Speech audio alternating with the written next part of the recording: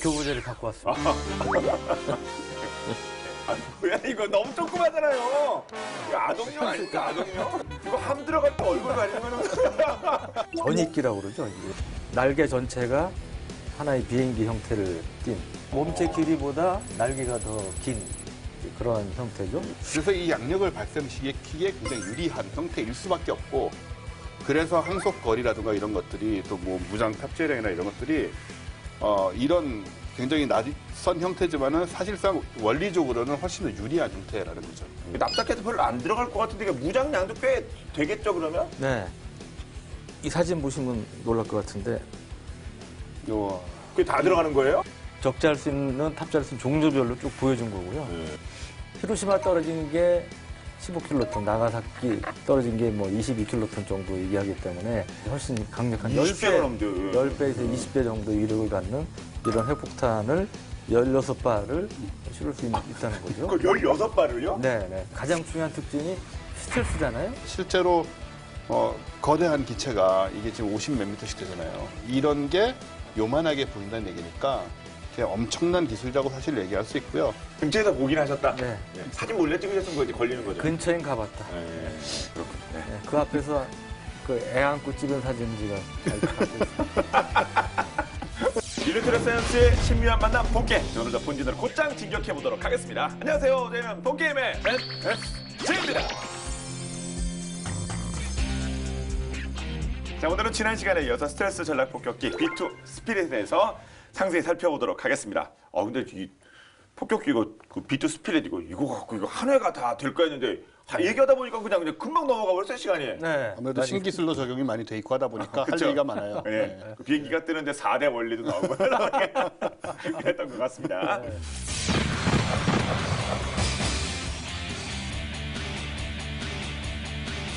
이 스텔스 기능 또 이렇게 디자인 조금 더 설명해 주신다면요? 일단 뭐 전익기라는 얘기는 계속 나왔던 네, 거고요. 네. 요게 지금 요거랑 차이가 아까 나치 호르텐 이 차이가 뭐라고 생각해서요? 가장 큰 차이가? 요거는 이렇게 위아래로 튀어나온 이런 구조물들이 좀 있어요.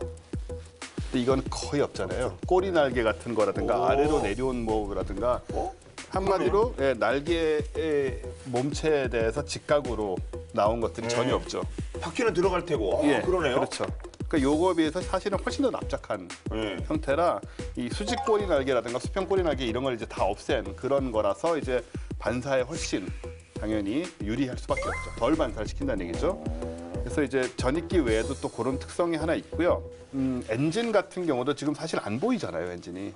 우리 보통 이거로 추정. 그렇죠. 뭐 이게 흡입기고 이게 이제 여기로 배출하는 이쪽으로 거죠. 엔진이 나가는 거죠. 추력이 나가는 건데 이 흡입구라든가 이런 것들이 굉장히 작게 다 납작하게 설계가 돼서 보통 비행기들 보면 이렇게 크잖아요. 뭐 엄청 크고 막 동그랗게 돼 있고 막 뒤에서 불 나오고 막 뭐 이런 식으로 그죠.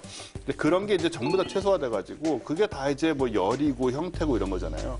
그래서 역시나 뭐 레이더라든가 이런 데 잘 포착하지 않게 다 만들어 놓은 것이고 그 다음에는 이제 특수 도료. 표면에서 이 전파를 흡수하는 특수 도료를 또 칠해놓은 거예요, 그 와중에. 그것까지 칠해가지고 역시 레이더를 이제 전파를 이제 반사를 안 시키고 흡수시키거나 뭐 이러는 구조로 돼 있고 또 날개 쪽 이쪽은 이게 탄소 섬유 강화 플라스틱이에요. 그러니까 아까 우리 뭐 숯하고 이런 얘기도 했는데, 그렇죠. 탄소 섬유 강화 플라스틱은 역시 이제 금속이나 이런 거에 비해서는 훨씬 전파를 흡수하는 물론 가볍기도 하겠지만. 이래서 이 종합적으로 스텔스 성능을 전부 구현하지 않으면 사실 소용이 없고 이제 모든 스텔스 성능이나 이 기술을 다 집어넣어놨다고 보시면 되는데 이게 이제 사실 그렇게 쉽지가 않은 거죠.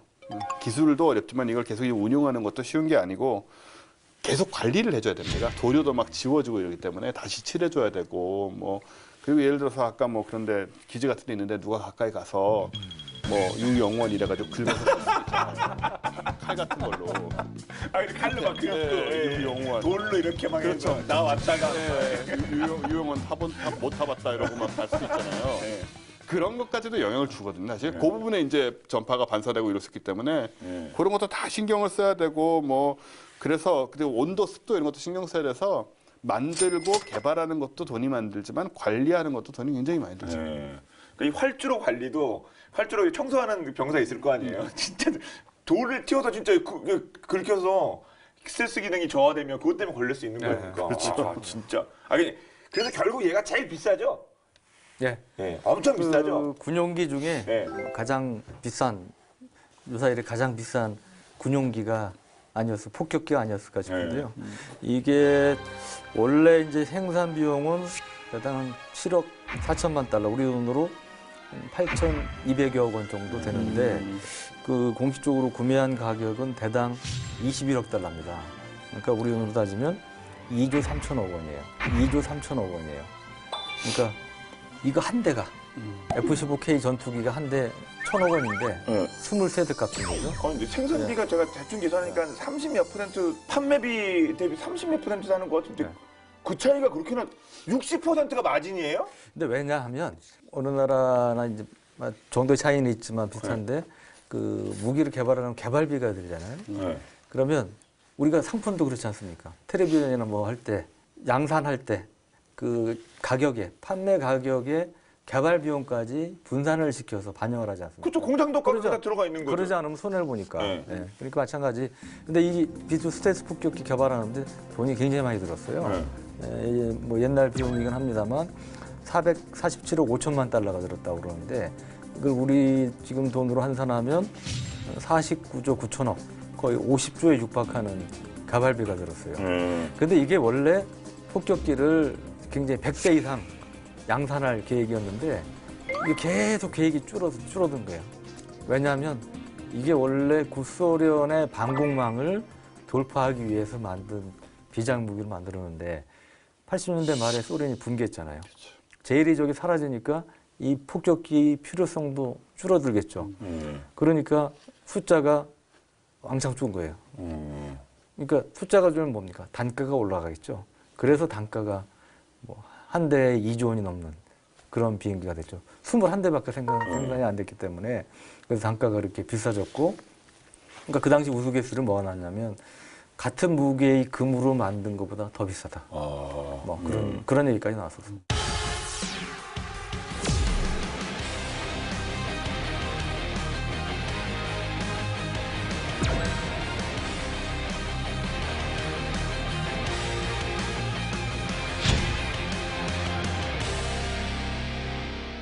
저희가 뭐 핸드폰 만들든 무슨 뭘 음료 만들든 공장도 거기다 들어가 있잖아요. 네. 뭐 개발비 들어가, 인건비 들어가 다 들어가 있고 거기다 플러스 이렇게 하는 건데 생산비가 9천억이고 나머지 개발비는 더해주는 좀 그런 계산 방식은 처음 봤거든요. 네. 군수가 원래 그런 겁니까? 그렇지는 않습니다. 네. 원래는 이제 우리 군 같은 경우도 원가 정산 방식이라고 예, 거기에는 이제 제품 원래 재료비가 있을 거 아니에요.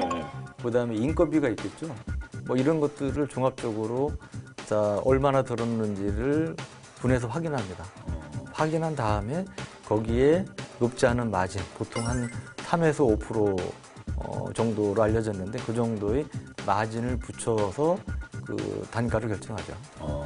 그렇군요. 예. 그러니까 손해 보진 않는데 그렇다고 뭐 이렇게 막 대박은 아니고. 네, 그렇죠. 우리나라 계산 방식이 훨씬 더 저거는 더 그 납득이 와, 근데 그렇게 되는군요. 개발비가 워낙 많이 드니까. 그럼 몇 대나 운영해요? 총 21대가 생산이 됐는데 그때 이렇게 진짜 금싸라기 같은 비행기가 추락한 적이 있어요. 얼마나요? 2000 2조 4천억짜리가요? 예. 그 2008년 2월 달에 괌 앤더슨 기지에 임시 배치가 된 적이 있는데 그때 이륙 직후에 추락을 했습니다. 그러니까 2조 3천억이 한 번에 날아간 거예요. 미주리에 있어야 되는데 괌에 갔다가 익숙하지 않아서 그런가 그게. 근데 그 장면이 그 영상으로 영상이 있습니다. 예. 국가 기밀 아닌가? 영상이 있다가 내가 보도록 하겠습니다. 어떻게 됐죠? 저기는 잘 뜨는데요? 아이고. 그런데 갑자기 여기서 이제 균형을 잃고 추락을 하죠, 저렇게. 저게 이륙 중인 거예요. 예, 그러네. 왼쪽 극내. 어이구. 와. 이륙하자. 어이구. 저건 뭐 뜨지도 못한 상태죠. 저기 아까 그 한국인 안 싫었겠죠. 예, 연습이니까 훈련이니까. 와. 근데 어쩌다 저게 어쩌다 저런 네, 일단은 승무원은 무사합니다. 아, 예, 다행이다. 저- 아까 예. 사출 자석 탈출한 장면이 예, 나왔죠. 사출 자석을 두 분 다 탈출을 해서 아, 두 분은 보셨어요, 그게 딱? 아까 영상에 나왔어요. 예, 장면. 아, 역시. 역시 아는 만큼 보인다고 그냥 못 봤어요. 그렇구나. 일단 탈출을 했는데 저 사고 기체는 이제 890127이라는 명칭 번호가 붙어 있고 애칭이 스피릿 오브 캔사스예요. 이게 다 스피릿이라고 붙거든요. 이 기종은 스피릿 오브 캔사스인데 뭐 그런 식으로 이제 스피릿 오브하고 뭐 주 이름이 붙는 게 이 애칭의 특징이죠. B2에 21대 전부 애칭이 있어요. 주가 51개나 있으니까 다 붙일 수가 있죠. 그래서 뭐 첫 번째 게 스피릿 오브 아메리카 전체가 되는 것이고 그쵸, 예, 아메리카. 예. 그 다음에 뭐 아리조나, 무슨 뭐 뉴욕, 인디아나, 주 이름 붙여. 오하이오 이런 식으로 붙는데 이 추락한 스피릿 오브 캔사스는 롤아웃이 1989년이었고 누적 비행 시간이 5,175시간 정도였는데 이게 이제 좀 아쉬운 게 뭐냐면 원래 B2가 기체 구조에 문제가 생길 수 있는 설계상의 한계 비행 시간이 있는데 그게 기본적으로 4만 시간이거든요. 그러니까 훨씬 너무 일찍 지금 문제가 생긴 거예요. 7분의 1, 8분의 1밖에 못 뛰고 저렇게 사고가 그러니까요. 났군요. 근데 저 사고 원인은 밝혀졌나요? 네. 그 아까 영상에도 보셨지만 그 화재 직전에 조종사가 탈출에 성공해서 다행히 증언을 했었는데 추락하기 직전에 엔진에서 불꽃을 목격을 했다고 합니다. 근데 이 B2 폭격기 엔진은 제너럴 일렉트리사의 F128G200 엔진인데 총 4기가 탑재가 되어 있습니다. 여기 보시다시피 4기가 탑재가 돼 있는데 그 중에 이 2기가 다운이 돼도 비행이 가능하도록 이제 설계가 돼 있답니다. 그래서 그 이륙이 가능했던 상황인데 그럼 뭐가 문제였느냐? 그 아주 작은 거였어요. 아주 작은. 그게 뭐냐면 그 습기 때문이었는데 이 첨단 전자장비라는 게 굉장히 똑똑하고 장점도 있지만 이게 예민하잖아요. 그렇죠. 예? 옛날 진공관 장착한 무기가 둔감하지만 느리지만 이 전파방이나 이런 데 이제 강한 장점이 있듯이 제가 늘 얘기하는 거 최첨단 AK-47 무기가, 단순한 거. 예, RPG-7 예, 그런 게 고장이 안 나죠. 다루기 쉽고. 예, 예.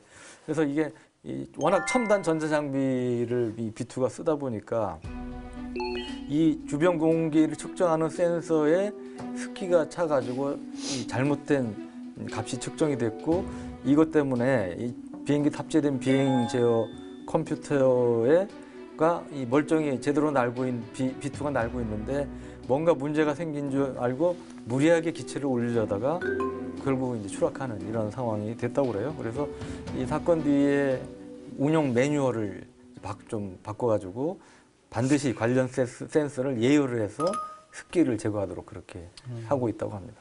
근데 아까 말씀하신 게 맞는 것 같은 게 이 괌에서 사고가 났잖아요. 네. 미주리 그 미국 중부는 되게 건조하거든요. 네. 그러니까 괌은 섬이고 습기가 있을 수밖에 없죠. 맞습니다. 열대 지방이니까. 그 상황에 적응을 못한 거죠. 저가 이제 괌 앤더슨 기지도 가봤어요. 네. 몇 년 전에 그 사드 레이더가 B2를 취재를 간 게 아니고 저는 힐 엑스 호텔만 가봤어요. 저는 이제 앤더슨 기지도 가봤으니까 말씀드리면 그때 이제 폭격기를 취재를 간 게 아니고 사드 레이더 전자파가 문제가 될 때 이제 가고 그랬는데 그때는 이제 그 B-52 폭격기가 있었죠. 근데 그때도 보면 굉장히 습한 그런 바람이 아주 강하게 불고 그랬었습니다. 그렇군요. 예. 그럼 이제 얘가 이제 이 안타깝게 이렇게 한 기가 추락했는데 다른 추락 얘기 없는 거 보니까 실전에서도 뭐 격추 안 됐나 보네요. 실전은 어떻습니까? 실전에도 여러 번 투입됐죠. 처음으로 이제 실전 투입한 게 1999년 3월에 나토의 6.5 공습 작전, 우리 코스보전으로 많이 알려져 있죠. 여기 이제 투입이 됐는데 총 6대의 B2가 45차례 이제 출격을 했고요. 당시 이제 유구 연방의 주요 목표물에 650여 발의 이제 각종 폭탄, 우리 전에 얘기했던 제이담 합동 직격탄이라든지 갬이라든지 이런 스마트 폭탄을 이제 투입을 했고요.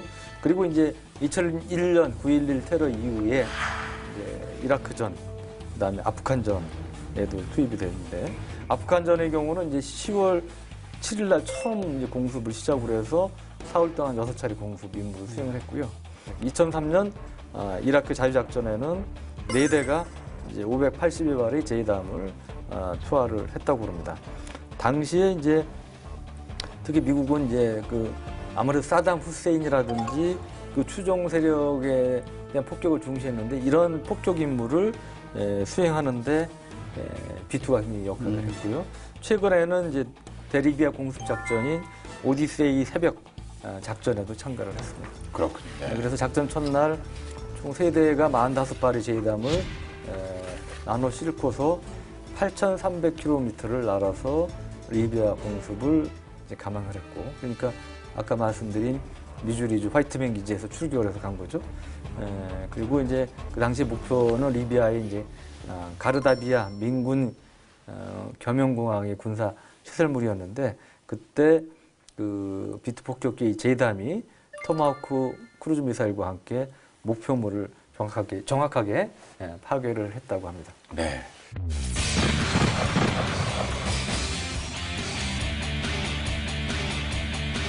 자, 저희가 이미 전략폭격기 B-52를 지난 시간에 살펴봤고 오늘 이제 B-2 그 삼총사라 그러면 이제 하나가 더 있어야 될 거 아닙니까? 삼총사. 네. 마지막 하나 뭡니까? 마지막 네. 우리한테 정말 친숙해진 폭격기인데 B-1B 랜서입니다.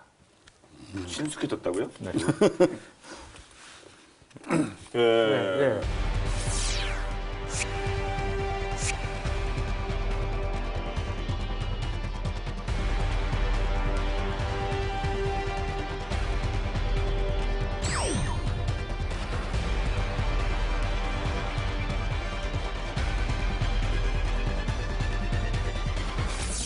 제가 별로 안 좋아하는 기종이죠.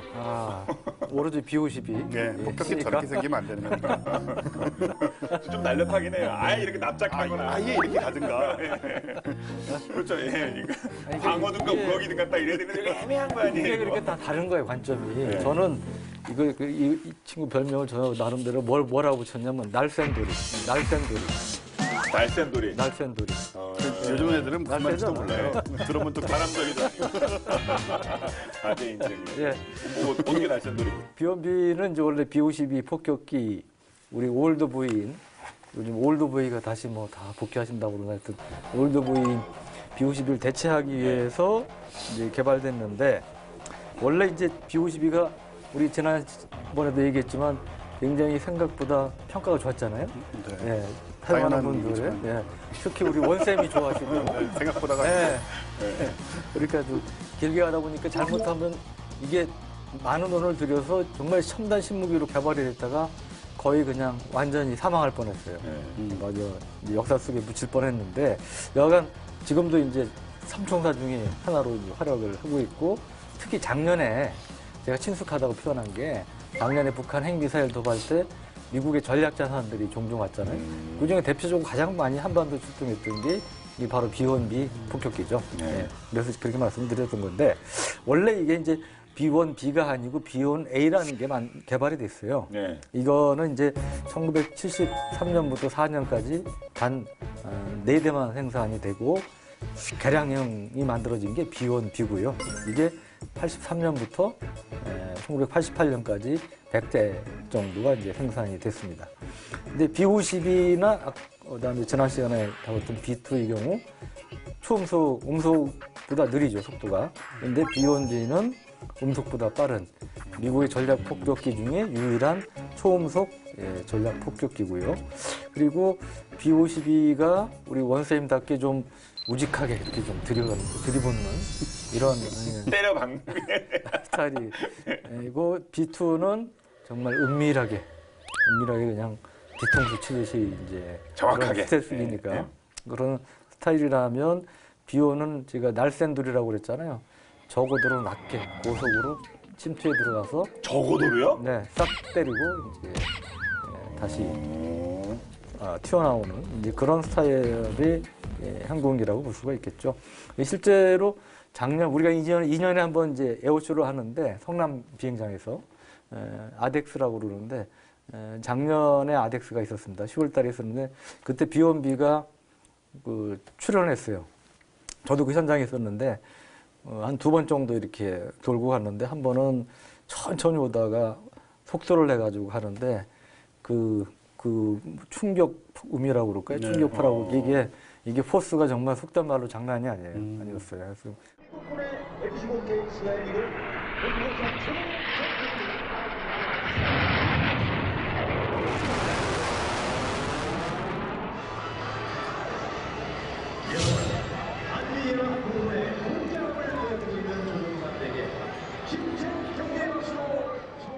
그래서 이게 크기는 뭐 B-52보다 작지만 이 무장 탑재량은 이 전략 폭격기 3총사 중에 제일 많다.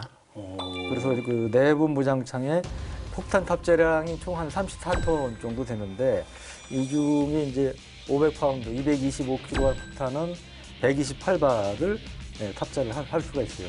이 폭탄창이 안에 이제 3개 정도가 있는데 그 가운데 각각 폭탄창 하나에 28발씩 84발을 내부에 탑재하고 그 다음에 외부에도 달 수가 있는데 총 44발을 탑재를 합니다. 그래서 총 128발의 500파운드 폭탄을 탑재를 할 수가 있고 이보다 훨씬 큰 2000파운드의 폭탄의 경우는 각 폭탄창에 8발, 외부에 14발, 총 38발을 탑재를 할 수가 있습니다.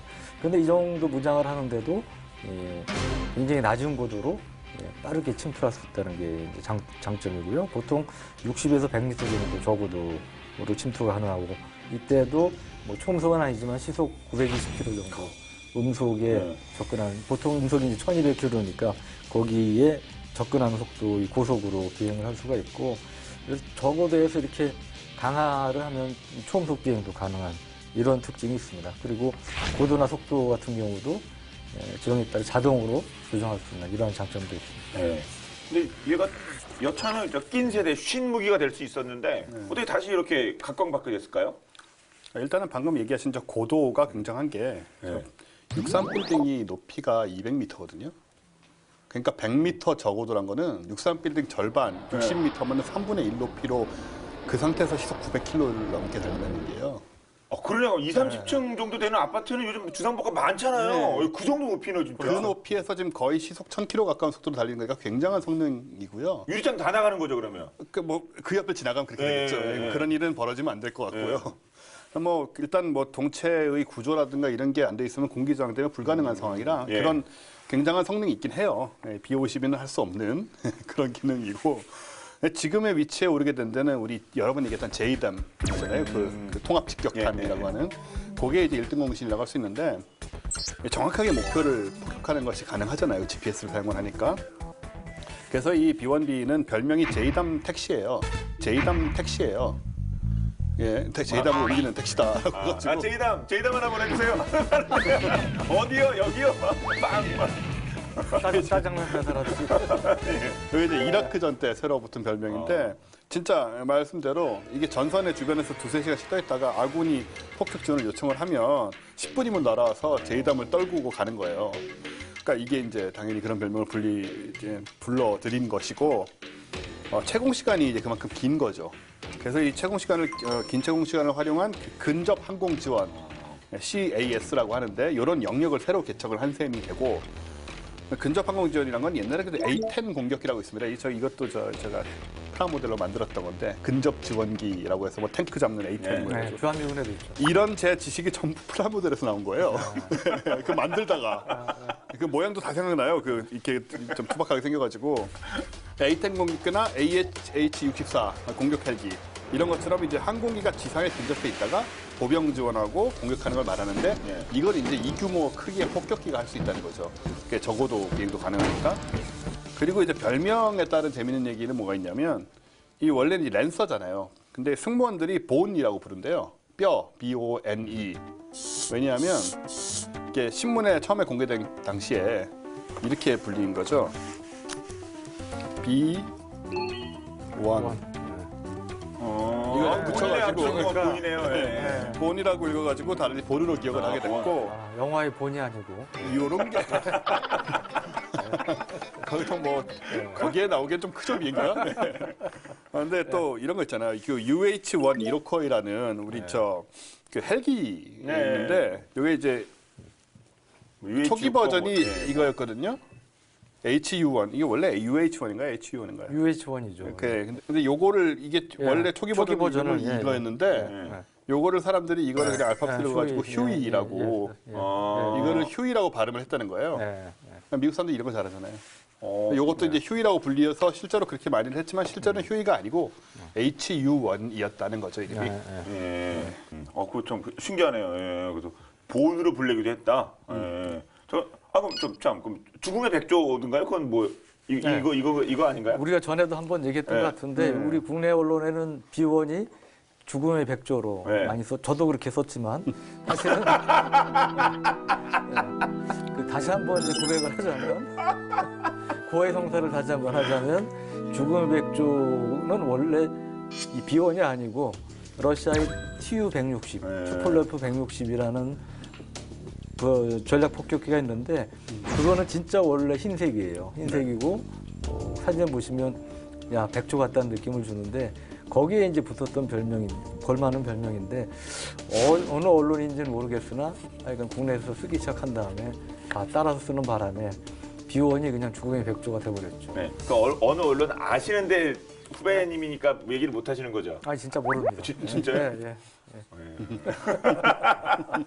일단 그렇게 통과하세요. 알겠습니다.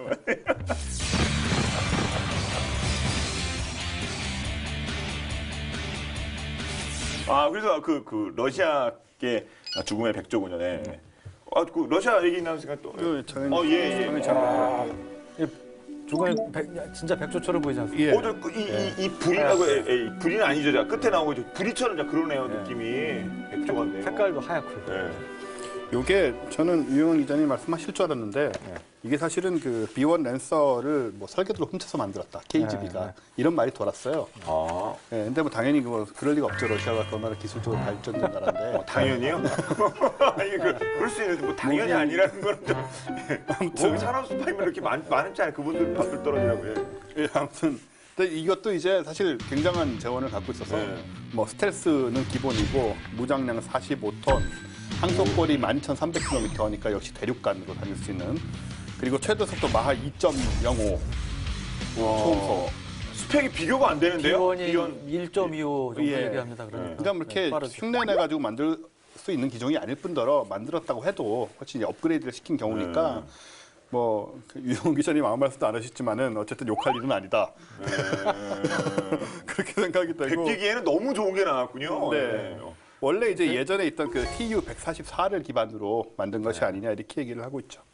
여러 가지 정황을 보면 시간적인 선후 관계나 이런 걸 보면 베꼈을 가능성이 농후하지만 그래도 성능 면에서는 확실히 업그레이드가 됐어요. 크기도 크고 뭐 여러 가지 면에서 그래서 제가 별다른 말씀은 안 드린 거예요. 다 베꼈겠어요. 144에 뭐 필요한 것도 챙기고 또 이렇게 뭐 하다가 내가 또 뭐 벤치마킹도 그런데 실제로 TU-144 여객기하고 비교를 해보면 좀 많이 달라요. 다르기 때문에. 144 여객기예요? 예. 원래 그 여객기도 있고 이제 뭐 일부 다른 용도로 사용하기도 하고 그러는데 이거는 일종의 이제 TU-144라는 게 이제 초음속 항공기로서 이름을 날렸는데 이제 그런 것들을 만든 경험 정도가 도움이 되지 않았을까 그렇게 예상이 판단이 됩니다. 뭐 비완 비하고 무슨 뭐 TU 160 이거 붙일 때가 아니야 지금. 저희가 스피릿 바이든에서 있기 때문에 오늘은 거기까지만 거기까지만 하도록 하겠습니다. 이제 그 얘기는 그 삼총사, 삼총사가 이제 전진 배치되면서 쓰이는 거는 이제 어떻게 언제쯤부터 봐야 될까요? 원래 그 한 3, 4년쯤부터 본격적으로 미국이 이 전략 폭격기 삼총사를 괌에 집중적으로 배치를 했는데. 이제 괌은 아시다시피 미국의 아태 지역의 전략적인 거점입니다. 그리고 B1 폭격기 경우는 괌에서 한반도 출동하는데 한 2시간여밖에 안 걸려요. 그러니까 유사시 즉각 출동이 가능하다는 그런 장점이 있는데 이 한반도뿐 아니고 미국은 아시다시피 이제 중국을 견제하잖아요. 중국 간에 이제 패권 다툼을 하는데 중국에 대한 견제 차원에서 중요한 존재고 그러다 보니까 지난 시간에 얘기했지만 B2 폭격기가 그렇게 비싸고 잘난 척하는 존재인데 해외 기지에 유일하게 배치됐던 게 해외는 아니죠. 미국 물론 영토긴 하지만 외부에 본토에서 떨어져서 그 거의 유일하다시피 장기간 배치했던 게 관밖에 없어요. 네. 그렇기 때문에 이 특별히 B2 같은 의미가 있는데 그 외에도 B1, B52가 어떤 때는 세 개와 동시에 어떤 때는 또 교대로 이렇게 그 삼총사들이 계속 배치가 되면서 한반도 또 중국, 한반도는 이제 북한이죠 물론 견제 차원에서 이제 계속 작전을 해온 이제 그런 이제 상황이 됐고요. 그래서 거리상으로 보면 이게 뭐 한반도뿐 아니고 뭐 대만 해협이라든지 저쪽 말라카 이런 쪽까지 다 작전 그 반경에 넣을 수 있는 그런 곳이 바로 괌이죠. 예. 그 괌기지가 꽤 오래 쓰였죠? 굉장히 오래 쓰였죠. 6.25 때 앤더슨 전 기지. 6.25 때부터였나요? 6.25 때 B-29 뭐 발발 이제 뜨던 기지였고 베트남전 때 B-52 뜨던 기지. 그러니까 말씀하신 대로 이제 폭격기들이 이제 진주하고 있다가 네. 이제 아시아 쪽으로 출발하기에는 굉장히 좋은 위치에 있잖아요, 사실. 미국 있고 미국 이제 서쪽으로 태평양에 하와이 있고 그다음에 괌 있고 이렇게 징검다리 같이 돼 있는 그런 상황이니까 그래서 괌은 뭐 아시아 태평양 지역에서 미국으로서는 뭐 전략적 요충지로서 너무 중요한 입지를 가지고 있고 우리는 왜 관광지로 가지만 네. 그래서 이번에 왜 북한이 얼마 전에 좀 최근에 평화 모드 생기기 전에 뭐 괌을 뭐 화성 12형 미사일로 포위 타격한다 이런 말 했었잖아요. 그것도 이제 괌의 그 중요성을 알기 때문에 한 네. 얘기고요. 괌은 원래는 이제 그 원주민들은 차모로족이란 사람들인데 4,000년 전부터 살기 시작했대요. 1521년에 이제 포르투갈의 탐험가인 그 마젤란, 그 유명한 마젤란이 발견을 해서 유럽에 알려져서 뭐 유럽에 알려진 지도 지금 한 500년 가까이 지나고 그 다음에 스페인 식민지 됐다가 그 다음에 이제 1898년에 미국 영토가 돼서 미국 영토가 된 지도 지금 한 120년 정도 넘었죠. 120년 가까이 됐고 1941년에 태평양 전쟁 때 일본군이 이제 31개월 동안 점령을 한 적이 있습니다. 그때 뭐 이렇게 뭐 여러 가지 얘기들 많잖아요. 괌 관련돼 가지고도. 그 다음에 이제 1944년에 미국이 다시 탈환을 했고 그때 이제 일본 본토를 공습하기 위해서 B-29를 배치한 게 그 전략 요충지로서의 어떻게 보면 본격적인 시작이죠. 네.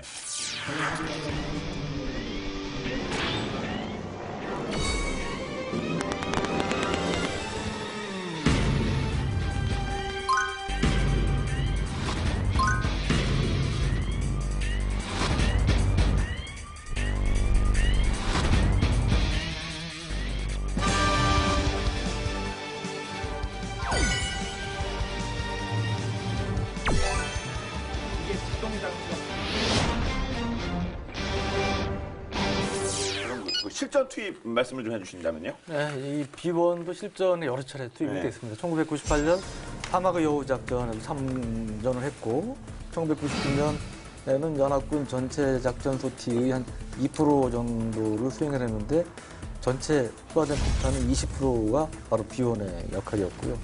그다음에 2003년에 이라크전 때도 전체 투하된 제2담의 67%인 3,900여 발을 이 바로 B1 랜서가 투하를 했습니다. 그리고 2018년 4월 시리아 아사드 정부의 화학무기 사용에 대해서 미국이 응징을 했잖아요. 그때도 B1이 활용이 됐습니다. 네. 주요 고비 무기마다 등장을 했는데 그럼 이 전략 삼총사 앞으로는 이게 어떻게 운영될까요?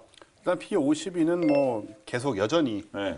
잘 활동을 할 걸로 생각이 되는데 B-52H를 대상으로 지금 개량이 많이 이루어지고 있거든요.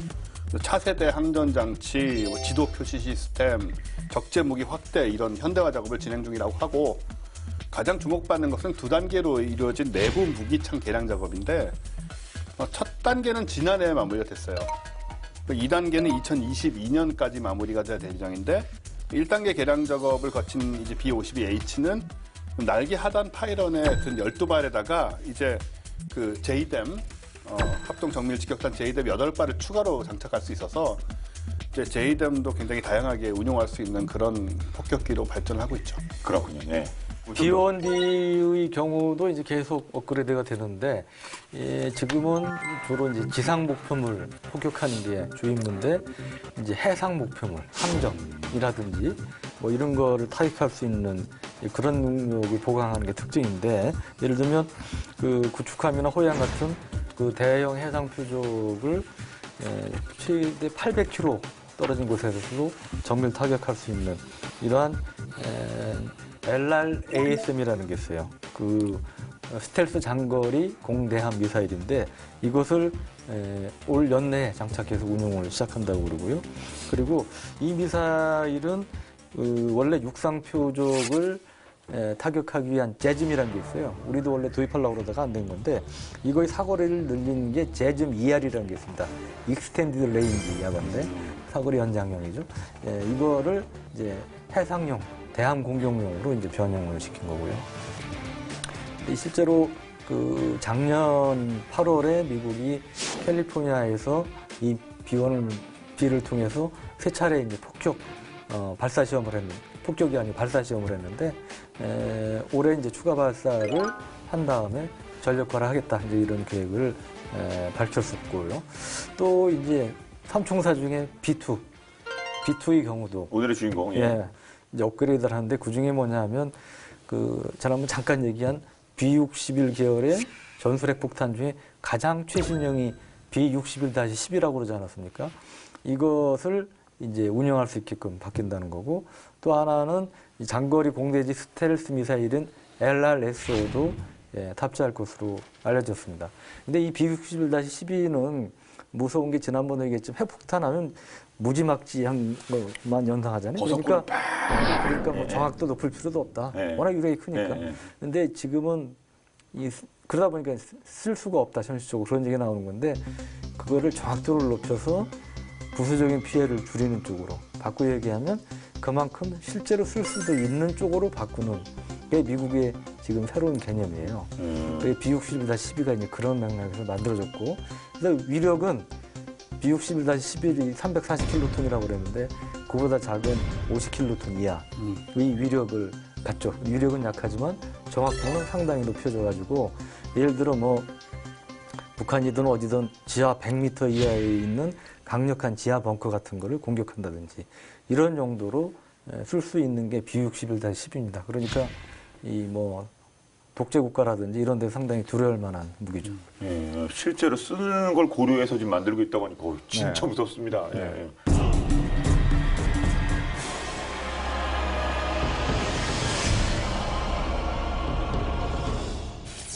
1851년 영국 런던, 세계 최초로 만국 박람회가 개최됩니다.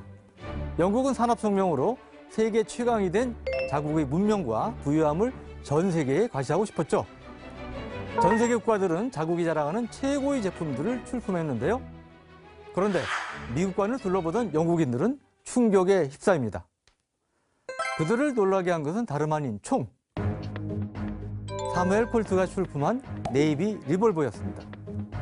사무엘 콜트는 그 자리에서 부품의 우수한 호환성을 직접 보여주는데요. 권총을 몇 정 분해해서 부품들을 마구 뒤섞은 뒤 잡히는 대로 부품을 모아 다시 권총을 조립했죠. 그렇게 하더라도 제대로 발사된다는 것을 보여준 겁니다. 영국인들은 군더더기 없이 깔끔하면서도 우수한 성능을 지닌 이 콜트 총에 푹 빠져들게 되는데요. 2년 뒤 영국엔 콜트사의 총포 공장이 들어서게 됩니다. 이처럼 최초의 세계 박람회에서 가장 인기가 높았던 전시품은 무기였습니다. 이후 본격적으로 자국의 무기 제조 기술을 홍보하기 위한 방위산업 전시가 개최되기 시작하죠. 오늘은 품격 있는 무기 전시장으로 저와 함께 떠나보실까요?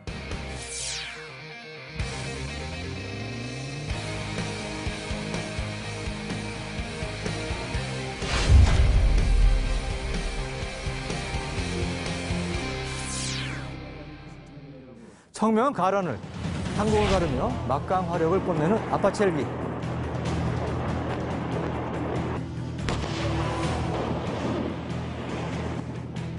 거침없는 진격.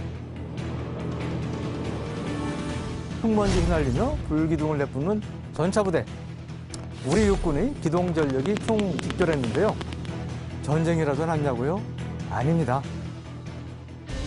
바로 국내 최대 규모의 지상전 무기 전시회 DX 코리아 2018입니다.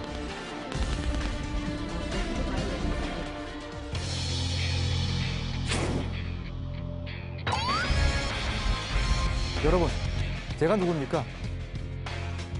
오늘 특별히 그 현장에 직접 나가봤습니다.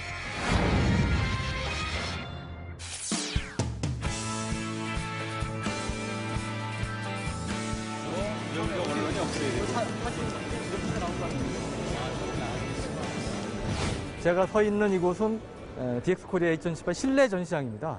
근데 DX코리아는 우리나라 유일의 지상군 장비 전시회인데요. 여기에는 그러니까 전차, 장갑차, 우리가 흔히 알고 있는 지상군 무기들이 총 전시되어 있는 그러한 곳이라고 볼 수가 있습니다.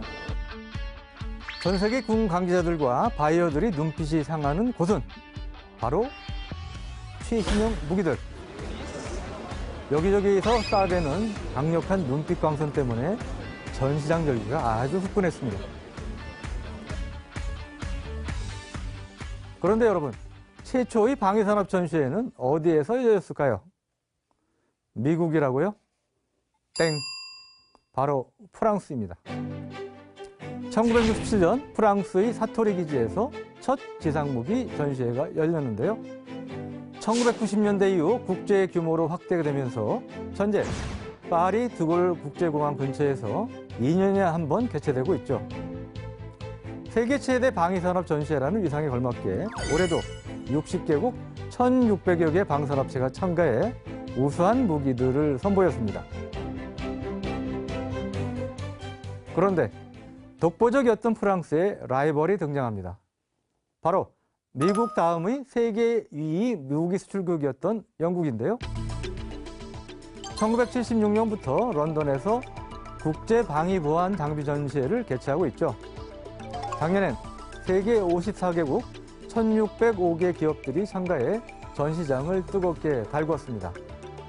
자, 그렇다면 우리나라는 어떨까요? 한국은 1981년 9월 25일부터 10월 4일까지 한국무역종합전시장에서 최초의 방산무기 전시회가 개최됐죠. 이후 1996년 서울 에어쇼 아덱스가 처음 개최됐고 1998년엔 우선 해양방위 산업을 널리 알리기 위해 해양방위산업 전시회가 처음 모습을 드러냈습니다. 오늘의 주인공 DX코리아는 2014년 처음 개최됐는데요. 아직 신참이지만 세계적인 지상무기 전시회로 거듭나고 있죠. 올해도 새 옷을 입고 제 마음을 사로잡는 무기들이 참 많았는데요.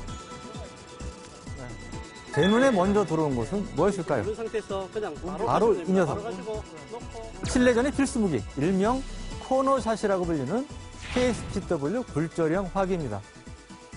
국내 총기업체가 독자 개발한 이 총은 9mm 권총을 장착해 총신이 좌우 각 60도씩 총 120도가 굽혀지는 것이 특징입니다.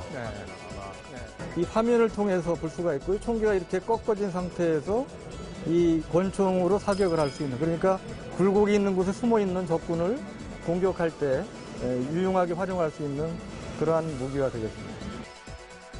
제품 어떤가요? 그럴싸합니까? 그리고 국산 명품 무기체계 1호 K9 자주포에 이어서 신형 자주포가 등장했다는데요. 바로 차륜형 자주포입니다. 포병에서 도태되는 105mm 견인 곡사포를 활용할 수 있도록 개량한 자주포이죠. 여기 보면은 60년대 만들어진 건데 95년에 정비를 받은 걸로 그렇게 되어 있습니다. 근데 이거를 그대로 쓴 것이 아니고 여기에 이러한 그 컴퓨터로 조종되는 사격 통제 장비를 갖추고 있기 때문에 명중률도 높아졌고 5톤 트럭에 탑재가 돼서 기동 수음도 뛰어난 이제 그런 차륜용 자주포로 재탄생을 한 것입니다. 귀한 몸에 이렇게 직접 올라타 보니 영광이었습니다. 그런데 우리나라 방산업체들의 주 고객은 어느 나라일까요? 바로 중동 지역입니다. 올해 중동 바이어들이 관심을 한 몸에 받은 스타가 있었죠. 국내 기술로 독자 개발한 대전차 미사일 성공입니다. 미사일을 발사하면 이 앞에 있는 시커가 스스로 목표물을 찾아가는 최신형 대전차 미사일이고요. 특히 중동 국가에서 관심을 많이 갖고 있고 실제로 수출이 됐고요. 최근에 그 사우디에서 3km 떨어져 있는 반군의 오토바이라든 이런 부품을 정확히 타격하는 영상이 유튜브에 올라와서 세계적으로 화제가 되기도 했습니다. أراضيكم معك واضح اللهم سدد يا رب استعن بالله اللهم سدد اللهم سدد يا رب اللهم سدد يا الله الله أكبر الله أكبر الله أكبر يا سلام 올해는 이처럼 아주 똑똑한 무기들이 대거 등장했습니다. 미래전에 대비한 첨단 무기들인데요. 전투부대 선단에서 위험 지역을 수색하고 정찰하는 로봇과 병사들이 생존성과 전투력을 극대화하는 개인 전투체계, 워리어 플랫폼도 직접 체험해 볼 수 있었습니다.